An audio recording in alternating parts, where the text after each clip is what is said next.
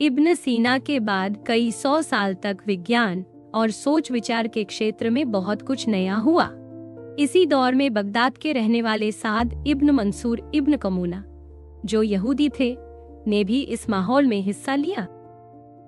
उन्होंने अपने समय के लगभग हर बड़े दार्शनिक मुद्दे पर लिखा। उनके और उस वक्त के दूसरे सोचने वालों के बारे में अब काफी किताबें और अध्ययन आ चुके हैं, लेकिन आज भी यह तय करना मुश्किल है कि इब्न कमूना की सबसे खास बात क्या थी। इब्न कमूना को सबसे ज्यादा इंसानी आत्मा के बारे में जानने की लगन थी। वे आत्मा की असली पहचान और शरीर के बाद आत्मा के जिंदा रहने के सबूतों पर बहुत सोचते थे। पहले उनकी जिंदगी, उनके लिखे और उनकी छवि पर बात होगी, फिर उनके आत्मा और उसके बाद की जिंदगी पर क्या ख्याल थे, ये बताएंगे। इसके बाद एक अहम सोच को समझेंगे, जिसे हदस यानी सीधे समझ में आना कहते हैं, और देखेंगे कि उन्होंने इसे कैसे समझाया। इससे पता चलता है कि मन, ज्ञान और पैगंबरी से जुड़े मुद्दों को इब्न कमूना अलग अलग लिखाई में कैसे देखते। फिर पहली बार उनके धार्मिक सोच और उनके नैतिक विचारों का भी जिक्र होगा। आखिर में कुछ ऐसी बातों पर नजर डालेंगे जो उनके नाम से जुड़ी दिमागी कश्मकश और पहेलियां मानी जाती। सबका मानना है कि इब्न कमूना की किताबों के छपने से उनकी सोच को समझने में आसानी होती है। पर इन किताबों की अहमियत क्या है और क्या पहले से छपी किताबों को फिर से छापना चाहिए, इस पर सबकी राय अलग है। इन मुद्दों पर बात करना जरूरी है, क्योंकि इससे इब्न कमूना के वक्त की सोच को सही तरह से समझा जा सकता है। इसी वजह से आखिर में कुछ छपी किताबों पर छोटी सी चर्चा की जाएगी। इब्न कमूना की जिंदगी के बारे में बहुत कम पक्की बातें मिलती हैं। माना जाता है कि वे बगदाद में पैदा हुए और ज्यादातर जिंदगी वहीं बिताई। कुछ सबूत ऐसे भी हैं कि वे अलेप्पो भी गए थे, जो उस समय का बड़ा सोच विचार का केंद्र था। शायद उनका ताल्लुक एक खास परिवार से था और उनकी कुछ बड़े अफसरों से पहचान भी थी, जो उनके मददगार भी बने। इब्न कमूना की बातचीत उस वक्त के कुछ बड़े लोगों से भी हुई थी। अपनी मौत से कुछ वक्त पहले उन्हें बगदाद छोड़कर हिल्ला जाना पड़ा। पहले लोग समझते थे कि ये उनके एक किताब पर हुए विवाद की वजह से हुआ, पर अब ऐसा लगता है कि ये उनके एक मददगार के मारे जाने की वजह से हुआ होगा। इब्न कमूना यहूदी परिवार में पैदा हुए थे। उनकी ज्यादातर लिखाई से उनकी यहूदी पहचान सामने नहीं आती, बल्कि वो एक धार्मिक और सोचने समझने वाले इंसान की तरह लगते हैं। पर जब उन्होंने धर्मों की तुलना की, तब उनकी यहूदी सोच झलकती है। दूसरी तरफ सूफी सोच में भी उनकी रुचि थी, लेकिन वो पहले के यहूदी सूफियों जैसी नहीं थी। क्या वे अपनी मौत तक यहूदी ही रहे, ये भी साफ नहीं है। बाद के लिखने वालों ने उन्हें यहूदी कहा है, लेकिन कुछ बातें उलझन भी पैदा करती हैं। उनके लिखे में कई बार पैगंबर का नाम आदर से लिया गया है, जो हमेशा बाद के लिखने वालों की वजह से नहीं हो सकता। एक बड़े लेखक का मानना था कि इब्न कमूना ने धर्म बदला था, लेकिन दूसरे जानकारों ने इससे सहमति नहीं जताई। हाल के शोध में भी उनके धर्म बदलने की बात पर शक ही जताया गया है। इब्न कमूना के बारे में हाल के समय में सबसे ज्यादा चर्चा उनके मन और सोच से जुड़ी विचारों पर हुई है। उनकी सबसे अहम किताब 3 धर्मों की जांच मानी जाती है। इसमें उन्होंने कहा कि यहूदियों, ईसाइयों और मुसलमानों के यहाँ पैगंबरी को लेकर एक जैसी सोच है, जो सोचने समझने के मानकों पर भी खरी उतरती है। इसके बाद उन्होंने तीनों धर्मों की अलग अलग बातों की तुलना की। इस किताब में किसी भी धर्म पर सीधा हमला नहीं किया गया, लेकिन इब्न कमूना की झुकाव यहूदी पक्ष की ओर साफ दिखता है। उन्होंने यहूदी सोच में 2 अलग अलग बड़े विद्वानों की बातें मिलाकर समझाया, जो उस वक्त आम बात नहीं थी। ईसाइयों और मुसलमानों ने उनकी बातों का विरोध किया, लेकिन यहूदियों की ओर से कोई जवाब नहीं मिला। उन्होंने अपने किसी भी लेख में बौद्ध धर्म का सीधा जिक्र नहीं किया, जबकि उनके समय में बौद्ध धर्म का जिक्र आ सकता था। इब्न कमूना ने यहूदियों के दो अलग अलग समूहों, रब्बी और कराइट के फर्क पर भी एक छोटी किताब लिखी थी। इसमें भी वे खुलकर रब्बी पक्ष के साथ खड़े दिखते हैं। दार्शनिक सोच के इतिहास में इब्न कमूना की सबसे अहम पहचान उनके द्वारा लिखी गई एक बड़ी व्याख्या से जुड़ी है, जिसमें उन्होंने सूहरावर्दी की एक किताब पर विस्तार से लिखा। यह पहली बार था जब किसी ने उस किताब की इतनी गहराई से व्याख्या की थी। इससे सूहरावर्दी की सोच को लोगों तक पहुंचाने में उनकी बड़ी भूमिका मानी जाती है। इब्न कमूना की एक और किताब नई सोच है, जिसमें उस जमाने की विज्ञान और दर्शन की पूरी जानकारी दी गई है। उन्होंने अपनी दार्शनिक किताबों में अलग अलग ढंग और लंबाई अपनाई थी। उन्होंने ज्ञान, विज्ञान और तत्वज्ञान को 3 हिस्सों में बांटकर लिखा, कहीं विस्तार से तो कहीं छोटा करके, ताकि अलग अलग लोगों को समझने में आसानी हो। उन्होंने कुछ किताबें मझोले आकार में भी लिखी, लेकिन इनमें से कुछ की असलियत पर अब भी सवाल है। उन्होंने धार्मिक सोच पर भी 2 अलग अलग किताबें लिखी, एक बड़ी किताब और उसका छोटा सा रूप। वे यह भी कहते हैं कि अगर मौका मिला तो इस बड़े वाले को और बड़ा भी किया जा सकता है, ताकि हर कोई अपनी समझ और समय के हिसाब से इन बातों को जान सके। इन किताबों का कई बार छपना और अनुवाद होना यह दिखाता है कि इब्न कमूना चाहते थे कि जरूरी बातें हर फॉर्मेट में लोगों तक जाएं, ताकि पढ़ने वालों को उनकी समझ और समय के हिसाब से आसानी हो सके। इब्न कमूना ने इस्लामी धर्मशास्त्र पर लिखी गई एक खास किताब पर भी अपने विचार लिखे थे। इसमें उन्होंने पहले से लिखे गए विचारों का जवाब भी दिया और कहीं कहीं खुद भी नई बातें कही। कुछ जगहों पर उन्होंने उस लेखक का बचाव किया, तो कुछ जगह खुद सवाल उठाए। इनमें कुछ बातें हल्के तौर पर इस्लाम के खिलाफ भी दिखती हैं, जैसे उन्होंने चमत्कारों से जुड़ी बातों की आलोचना की और कहा कि सिर्फ चमत्कार दिखा देने से किसी की पैगंबरी साबित नहीं होती।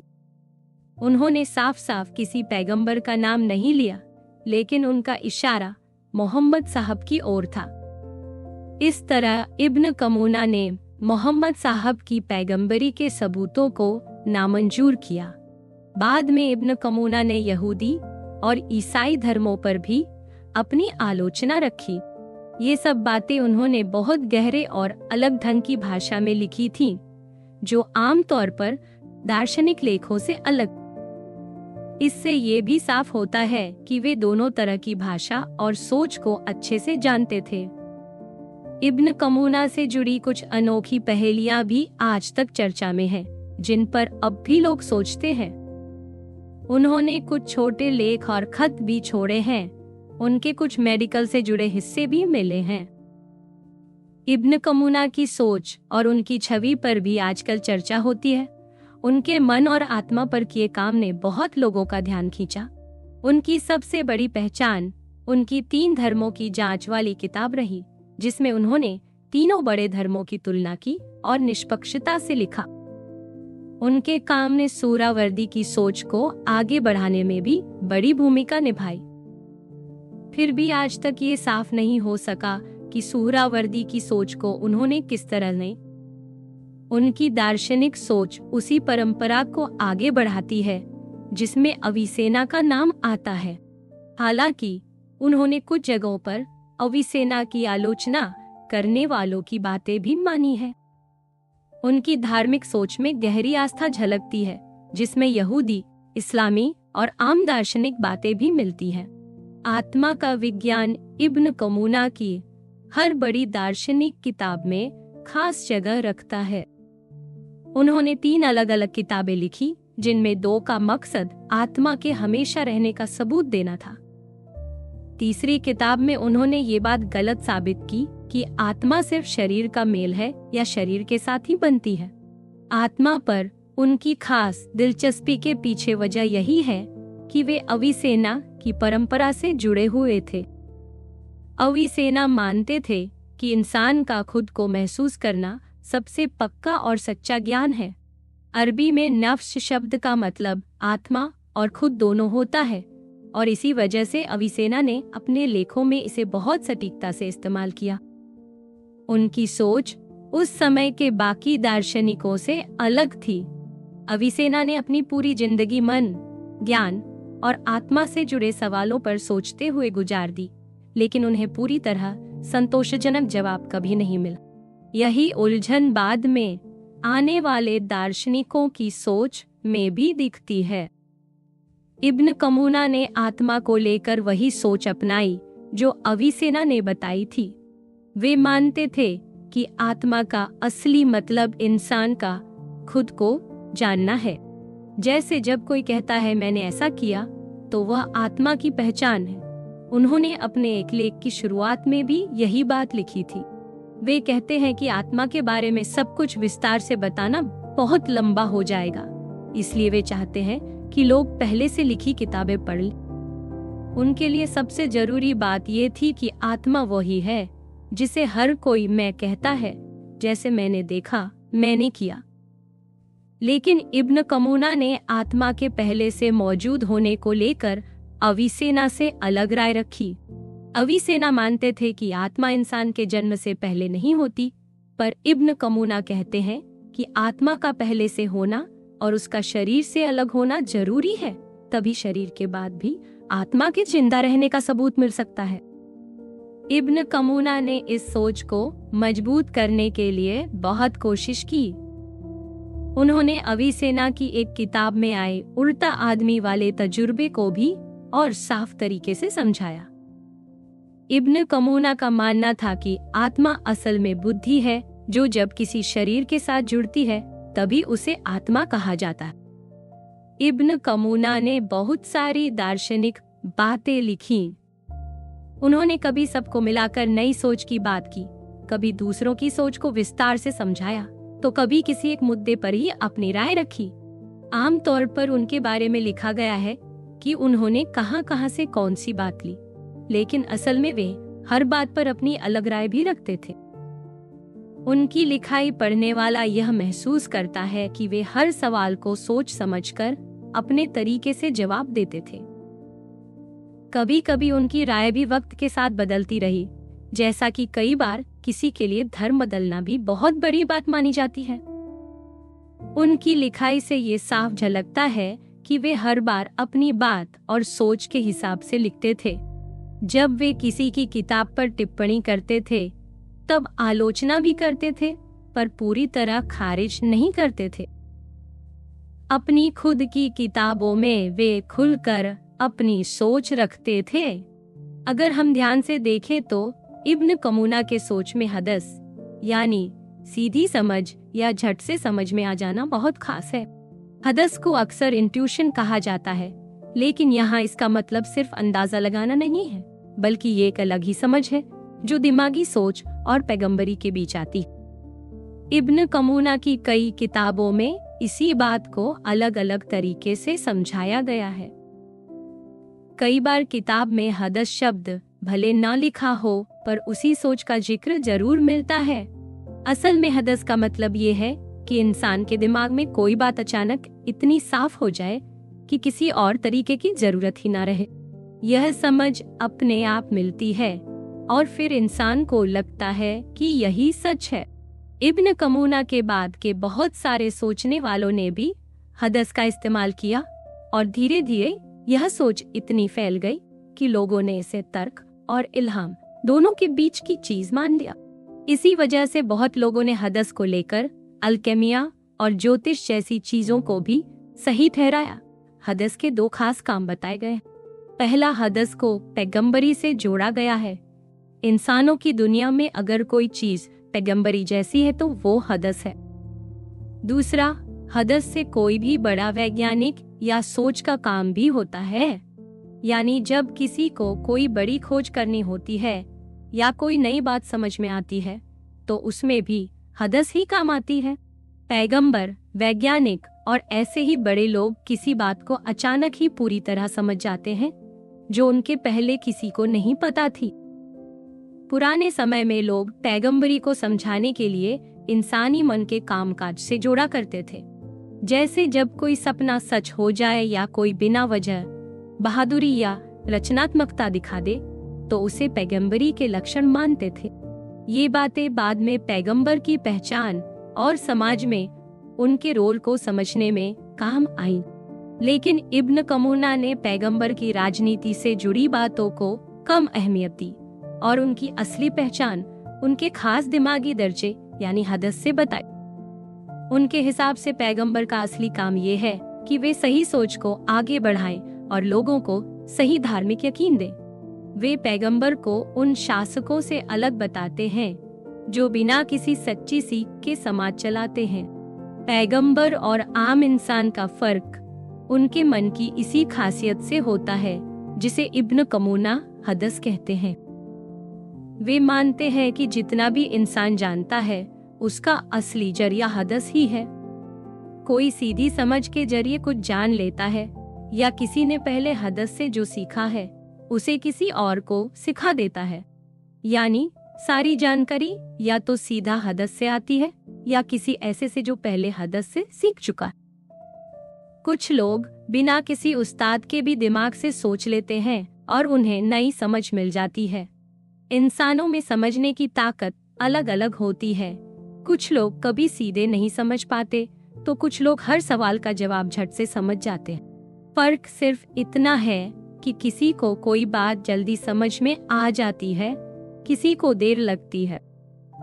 इब्न कमूना के मुताबिक इंसान की सबसे तेज समझ का समय भी बहुत ही छोटा होता है, लेकिन ये पूरी तरह बिना समय के नहीं होता। कभी कभी ऐसा भी होता है कि कोई इंसान बहुत खास बन जाता है जिसकी सोच एकदम साफ और ऊपर से जुड़ी होती है। ऐसे लोग लगभग सब कुछ खुद ही जान लेते हैं, सिर्फ सीधे समझ यानी हदस से, और ये बातें उन्होंने सुनी सुनाई बातों पर नहीं बल्कि अपने खुद के दिमागी सबूतों पर पाई होती हैं। पैगंबर की समझ इतनी तेज और पक्की होती है कि उन्हें खुद ही सच्चाई का एहसास हो जाता है। हदस का फायदा ये है कि ये दिमागी तर्क के नियमों पर भी खरी उतरती है, क्योंकि इसमें भी दिमाग में बीज की कड़ी अपने आप मिल जाती। अब बात करें इब्न कमूना की किताब नई सोच की। इसमें उन्होंने तर्क से जुड़े कई नियम बताए हैं। उन्होंने कहा कि इंसान जिन बातों को सच मानता है उनमें सबसे आखिर में हदस आता है, यानी वो बात जो आत्मा अपने अनुभव से पूरी तरह सही मानती। अविसेना ने इस तरह की बातों को अपनी गिनती में नहीं रखा, लेकिन सूहरावर्दी ने अपनी कुछ सूचियों में इसे जगह दी थी। फिर भी इब्न कमूना ने यहाँ भी वही पुरानी मिसाल दी जो अविसेना और अरस्तु दोनों ने दी थी कि चांद की रोशनी सूरज से मिल। नई सोच की एक और जगह पर इब्न कमूना ने लगभग उन्हीं शब्दों में हदस की पहचान दी जैसी अविसेना ने अपनी किताब में दी।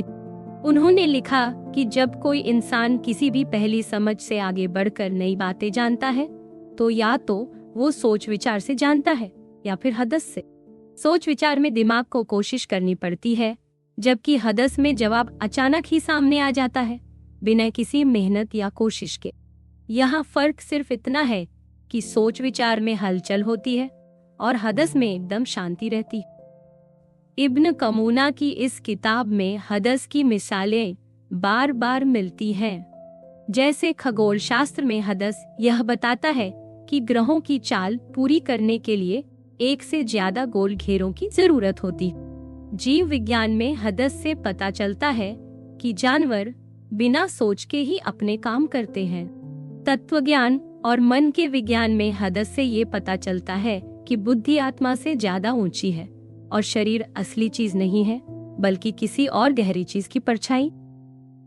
हदस और तजुर्बा दोनों से ये समझ आता है कि शरीर ही आत्मा को असली सच से जुड़ने से रोकता है। ये बात खास है क्योंकि इससे साफ होता है कि हदस और तजुर्बा यानी अनुभव दोनों साथ साथ चलते हैं। ज्योतिष और अल्केमिया वाले भी अपना सच इसी तजुर्बे से साबित करते हैं। हदस और तजुर्बा दोनों का काम छुपी हुई बातों तक पहुंचना है, लेकिन हदस खुद कोई जांचने का तरीका नहीं है, बल्कि ये बस बताता है कि किसी ने किसी बड़ी मुश्किल का हल कैसे निकाल ली। यही वजह है कि विज्ञान में भी और पैगंबरी जैसी बातें समझाने में भी हदस एक जैसा काम करता है। सूहरावर्दी की सोच में सबसे खास बात यही थी कि असली ज्ञान सीधी समझ यानी हदस से मिलता है।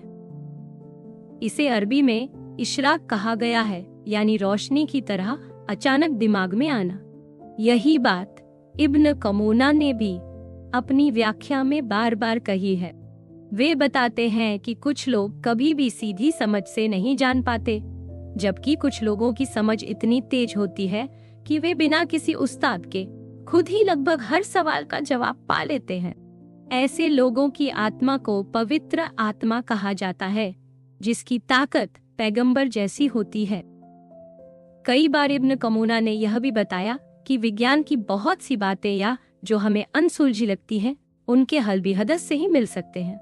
जैसे उन्होंने हवा में दिखने वाले कुछ अजीब नजारों, बिजली, बादलों, उल्काओं जैसी बातों को समझाने में हदस का सहारा लिया। उनका कहना था कि कभी कभी वजहें दुनिया की चीजों में होती हैं, पर असली वजह आसमान की ताकतों में भी छुपी हो सकती है और इसका पता हदस से ही चलता है। वे ये भी मानते थे कि इंसानों के अलावा जानवरों में भी सोचने की ताकत होती है, लेकिन उसे समझना हर किसी के बस की बात नहीं। ये वही जान सकता है जिसके पास हदस का तोहफा है। अब बात करें इब्न कमूना की दूसरी किताब की, तो उसमें उन्होंने सीधी समझ यानी हदस को मन के विज्ञान में सबसे ऊंचा दर्जा दिया है। उनका मानना है कि इंसान की सोच और समझ बिल्कुल उसी तरह अलग अलग होती है जैसे सबका शरीर अलग होता है। कुछ लोगों की आत्मा में इतनी ताकत होती है कि वे लगभग सब कुछ जान सकते हैं। ये एक तरह से खुदा की खुशबू को महसूस करने जैसा है। जो लोग अपनी जरूरतें सीमित रखते हैं, अकेले रहते हैं, हमेशा सोचते रहते हैं, सच्चे दिल से खुदा में लगे रहते हैं, वे लोग खुदा की राज महसूस कर सकते हैं। ये बातें बोलकर बताना या लिखना मुमकिन नहीं। इसे वही जान सकता है जिसने खुद इसे महसूस किया हो। ऐसी समझ तजुर्बे और सीधी समझ दोनों से आती है। यहाँ भी हदस यानी सीधी समझ और तजुर्बा यानी अनुभव को साथ साथ रखा गया है। इब्न कमूना कहते हैं कि जो लोग जन्म से हदस का तोहफा लेकर नहीं आते, वे भी अगर सूफी तरीकों को अपनाएं, जैसे अकेले रहना, ध्यान लगाना, संगीत और दुआ करना, तो वे खुदा की खुशबू महसूस कर सकते हैं। इब्न कमूना की दो खास किताबों में जो धार्मिक सोच से जुड़ी हैं, उन्होंने मन की ताकत और सीधी समझ पर बहुत ज्यादा बात नहीं की, लेकिन फिर भी उन्होंने यह माना कि कुछ लोगों में इतनी खास समझ होती है कि वे वह बातें जान लेते हैं जो औरों के लिए मुश्किल है। यहाँ भी उन्होंने बार बार तजुर्बा यानी दोहराए गए अनुभव का जिक्र किया है। वे कहते हैं कि इस तरह की खास समझ को वही असल में महसूस कर सकता है जिसने खुद उसे पाया हो। उन्होंने लिखा है कि अगर शरीर की कमजोरियां कम हो जाएं और आत्मा मजबूत हो जाए, चाहे वो ताकत जन्म की हो या बाद में मेहनत से मिली हो, तो आत्मा कई छुपी बातें और अलग किस्म की खुशी हासिल कर सकती है, जिसे सिर्फ वही समझ सकता है जिसने खुद वो अनुभव किया। ऐसे कमाल के अनुभव दोहराए गए तजुर्बे बार बार करने और थोड़ा बहुत सोचने से मिलते हैं। इन किताबों में इब्न कमूना ने हदस शब्द का इस्तेमाल नहीं किया, लेकिन कई जगह ऐसा लगता है कि वे उसी तरह की सीधी समझ की बात कर रहे हैं। छोटे वाली किताब में उन्होंने ऐसे शब्दों का इस्तेमाल किया है जैसे साफ दिमाग, तेज फितरत और गहरी समझ वाला इंसान। इन सब का मतलब यही है कि कुछ लोग किसी बात को बिना ज्यादा सोच विचार के सीधा जान लेते हैं। सूफी सोच में एक और शब्द आता है, जायका यानी स्वाद। इसका मतलब है कोई बहुत तेज और खास धार्मिक अनुभव जिससे इंसान को नई बात का पता चलता है। इब्न कमूना ने भी अपनी कुछ दूसरी किताबों में जायका और हदस को एक जैसा ही माना है, मगर अपने धार्मिक लेखों में उन्होंने जायका शब्द का इस्तेमाल नहीं किया। असल में उनके हर लेख में यही बात निकलती है कि कुछ लोग पैदाइशी तौर पर ऐसी खास समझ रखते हैं कि वे फौरन सच्ची बात तक पहुंच जाते हैं। फर्क बस इतना है कि कभी इसे हदस कहा गया, कभी जायका, कभी तजुर्बा, लेकिन मतलब एक ही है। हदस का खास मतलब बस इतना है कि ये सोच विचार के दौरान दिमाग में अचानक आने वाली बीज की कड़ी को खोल देता है। लेकिन असल में सीधी समझ और तजुर्बा दोनों एक साथ ही चलते हैं। इब्न कमूना की किताबें कब लिखी गईं, इससे कुछ खास फर्क नहीं पड़ता। उन्होंने बहुत पहले से ही उन सोच वालों की बातें पढ़ रखी थीं, जो सीधी समझ को बहुत अहम मानते थे। असल बात यह है कि शब्दों से ज्यादा मायने सोच का है, और ये सवाल खुला ही रह जाता है कि किसको कितना महत्व दिया जाए। इब्न कमूना की ज्यादातर किताबें सोच विचार की बातें करती हैं, लेकिन उनकी दो नई किताबों में सही सोच और सही काम दोनों को एक जैसा जरूरी बताया गया है। ये बात सूफी सोच में बहुत आम थी। इब्न कमूना अपने पाठक को अक्सर अक्लमंद इंसान कहकर पुकारते हैं, ये लफ्ज़ जो खुद सोचता है। कभी कभी वे अपने पाठकों को बेहतर बनने की चाहत रखने वाला या नजात और कमाल चाहने वाला भी कहते हैं। इन किताबों में इब्न कमूना ने असली इल्म को खुद की कमियों को समझना और खुदा की इबादत करना बताया है। उनका मानना है कि असली इल्म वही है जो इंसान को इस दुनिया से अलग कर दे और अगले जहां की तरफ खींचे। इस तरह की सोच इंसान की आत्मा, उसकी खुदाई जैसी फितरत और मरने के बाद उसके बाकी रहने की बात करती है। इन सब बातों पर इब्न कमूना ने दार्शनिक नजरिए से लिखा है, लेकिन किताब के दूसरे हिस्से में वे सूफी ढंग में बताते हैं कि इंसान की अच्छाई उसके दिल से शुरू होती है। यहाँ वे दिल और आत्मा को एक दूसरे के खिलाफ नहीं मानते, बल्कि कहते हैं कि दिल आत्मा की आंख है, यानी आत्मा की सबसे बड़ी ताकत वही। इन दोनों किताबों में इब्न कमूना ने मजहबी और दार्शनिक सोच को अच्छी तरह मिला दिया है। उन्होंने साफ लिखा है कि हर सोच और हर धर्म वाले लोग मानते हैं कि असली राहत और हमेशा की खुशी खुदा पर यकीन करने, आखिरत को मानने और अच्छे काम करने से मिलती। उन्होंने ये भी बताया है कि अक्ल वाले और मजहबी लोग दोनों एक जैसी बातें कहते हैं, जबकि बाहर से लगता है कि दोनों अलग। एक वक्त ऐसा था जब ये दोनों सोच मिल गई थी, लेकिन बाद में ऐसा नहीं रहा। इब्न कमूना की किताबों से यही सीख मिलती है कि सही सोच और अच्छा काम दोनों मिलकर इंसान को सच्चे मायने में आगे बढ़ाते हैं। खुद को जानना, अपनी कमजोरियां समझना और हमेशा अच्छा करने की कोशिश करना ही असली इल्म और असली भलाई है। इब्न कमूना के अनुसार असली इल्म सबसे ऊपर है और अच्छा काम उसी के बाद आता है। उनके हिसाब से सिर्फ अच्छे काम करना आम लोगों की मजबूरी नहीं है, बल्कि सही इल्म और अच्छे काम दोनों मिलकर इंसान को ऊंचा बनाते हैं।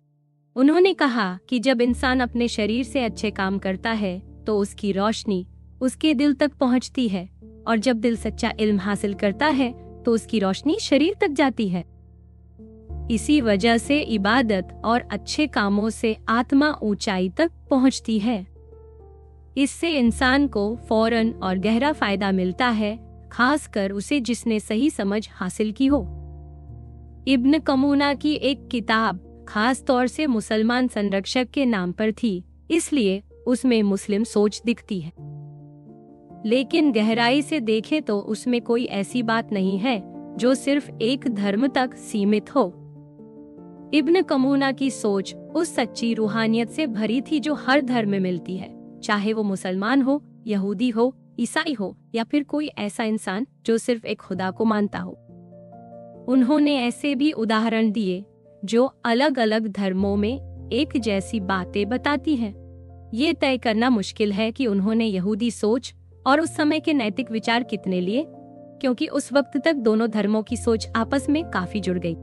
यहूदी सूफी सोच भी अपने आप में खास बन गई थी। इब्न कमूना ने एक ऐसी सोच को अपनाया जिसमें हर एक खुदा को मानने वाले इंसान को अपनापन महसूस हो। उनका मकसद यही था कि जो भी इंसान सच्चाई, अच्छाई और खुदा की खोज में है, वह इन बातों को अपनाकर खुद को बेहतर बना सकता है। इब्न कमूना के नाम से कुछ अनोखी पहेलियां भी जुड़ी हैं, जिन पर कई सोचने वालों ने खूब चर्चा की। एक पहेली है झूठ बोलने वाला, जिसे इब्न कमूना ने अपनी एक किताब में भी लिखा। एक और मुद्दा है एकता की समस्या। वे मानते थे कि सारी दुनिया आपस में जुड़ी हुई है और इस वजह से एक ही सच्ची हकीकत सबसे ऊपर होती है। उन्होंने कई तरह से ये साबित करने की कोशिश की कि असली हकीकत एक ही है, लेकिन इसके जवाब में भी कई अलग अलग राय आई। इन सब बातों पर बाद के दार्शनिकों ने खूब सोचा और चर्चा की। इब्न कमूना के सोच में एक और बड़ी पहेली है जो तर्क की मुश्किल बातों से जुड़ी हो। उन्होंने ये साबित करने की कोशिश की थी कि दुनिया का बनना सीधे सीधे हकीकत से जुड़ा है। उनका कहना था कि अगर किसी चीज का होना फौरन की हकीकत को नहीं झुटलाता तो वह सच है। इसी हिसाब से दुनिया का बनना भी फौरन की हकीकत है। उन्होंने ये बात एक और बड़े विद्वान को समझाई, जिन्होंने बाद में इसमें कमियां निकाली। असल में ये तर्क जितना दिखता है उतना सीधा नहीं है और इसमें कई शर्तें छुपी हुई हैं जिन्हें मानना जरूरी है। इस वजह से आखिर में इब्न कमूना की बात पूरी तरह सही नहीं मानी गई। बीते समय में इब्न कमूना की कई किताबों के नए संस्करण छपे हैं। उनकी सबसे अहम किताबों में से कुछ फिर से छपी हैं और उनका अनुवाद भी दूसरी भाषाओं में हुआ है। इन नए संस्करणों में भी अभी तक कई ऐसी बातें हैं जिन्हें और गहराई से समझना बाकी है। पुराने और नए सभी संस्करणों की तुलना करके असली मतलब को समझना जरूरी है, वरना कई बार सही बात छूट जाती है या गलतफहमी हो जाती है। किताब के नाम बदलना भी कई बार उलझन पैदा करता है अगर उसकी असली वजह साफ न हो। इसी वजह से आज भी सही और भरोसेमंद संस्करण की जरूरत महसूस होती है।